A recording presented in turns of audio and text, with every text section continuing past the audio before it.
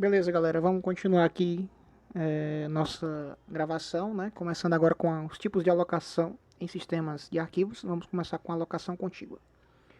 Esse tipo de alocação é o mais antigo, já está obsoleto, né? Não está em desuso. Nenhum sistema operacional usa ele mais como padrão. Mas é necessário a gente estudá-lo para compreender seu funcionamento, tá? Bom, primeiro, como é que a alocação contígua funciona? Né? Quais são as características dela? Toda vez que o sistema operacional vai fazer a gravação de um arquivo, esse arquivo vai ocupar um conjunto de blocos lógicos consecutivos. Esse bloco lógico que ele está falando aí trata-se do cluster, né? Ou seja, quando o sistema operacional vai gravar arquivos no HD, ele vai usar os clusters de forma consecutiva, de forma contígua, tá? Como vocês podem ver aqui nessa ilustração, nós temos aqui o arquivo leia-me.txt. Ele inicia no bloco 10 e tem tamanho 3. Então, o que é que o SO faz? Ele vai lá no cluster número 10 e faz a gravação do 10 até o 12º cluster, porque esse arquivo possui 3 blocos. Então, vejam que a gravação foi sequencial, foi consecutiva, tá? Foi em sequência, beleza? Outra característica da alocação contígua é que não há blocos vazios entre os arquivos. De fato, realmente não existe, a gravação ela é direta, né? Observe que esse arquivo aqui, ó, ele está totalmente gravado em sequência, não há nenhum arquivo em branco entre eles, nenhum bloco limpo, né? Da mesma forma aqui, da mesma forma aqui, da mesma forma aqui. Ou seja, dentro dos arquivos não existe bloco vazio, tá? Para cada arquivo, o diretório informa o seu bloco e início e número de blocos dele. Ou seja, nós temos o arquivo leia-me.txt, ele inicia no bloco 10 e tem 3 blocos. Começa aqui, preenche 3. Prova, inicia no 2 e tem 8 blocos. Tá? Então, a informação que o diretório dispõe do arquivo é essa, né?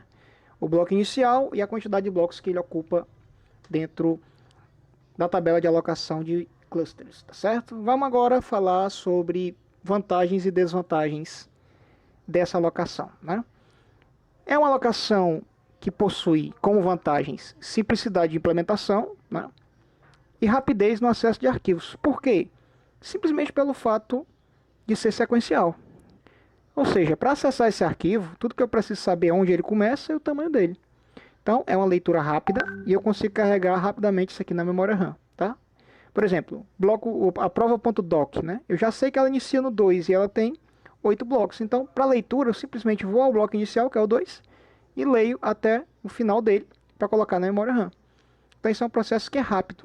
Por isso que ele tem essa característica de rapidez de acesso, né?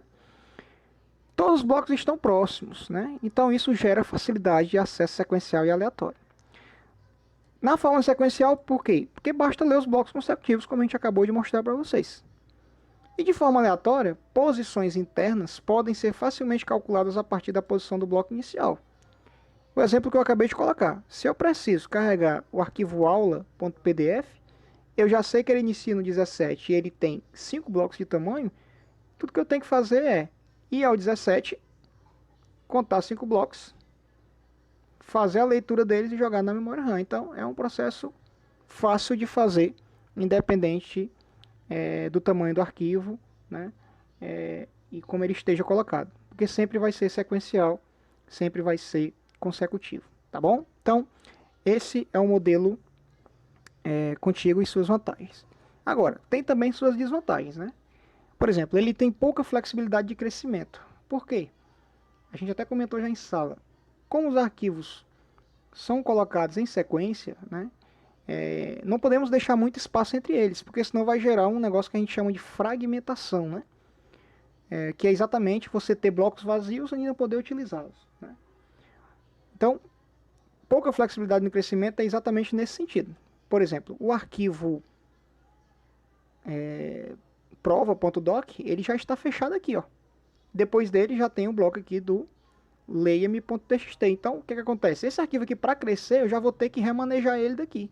Já vou ter que tirar ele para trás, ou afastar isso mais para frente. Enfim, vou ter que estar modificando o disco né, modificando a tabela de clusters, para eu conseguir fazer esse arquivo crescer. A gente chama isso aí de fragmentação, tá certo? Vamos lá. Rapidez, perdão, aqui. Tamanho do arquivo tem que ser conhecido.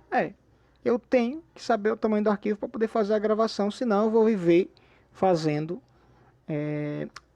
desfragmentação de disco, né? Isso vai causar muito trabalho para o sistema operacional, para que ele esteja gerenciando essas gravações, tá certo?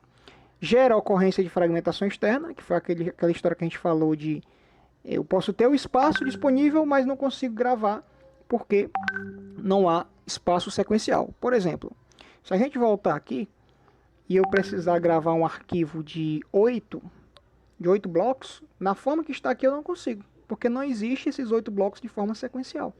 Eu tenho 1, 2, 3, 4, 5, 6, 7, eu tenho 8 blocos livres, mas eles não estão de forma sequencial, então eu fico impossibilitado de gravar um arquivo de 8 blocos nessa tabela. O que é que isso significa? O nome disso, desse espaço que está aqui, desse, é fragmentação. Tá? Estou perdendo blocos, eu não posso utilizá-los, porque o disco não permite a gravação, ele só permite gravação sequencial. Então, isso é alocação contígua, tá?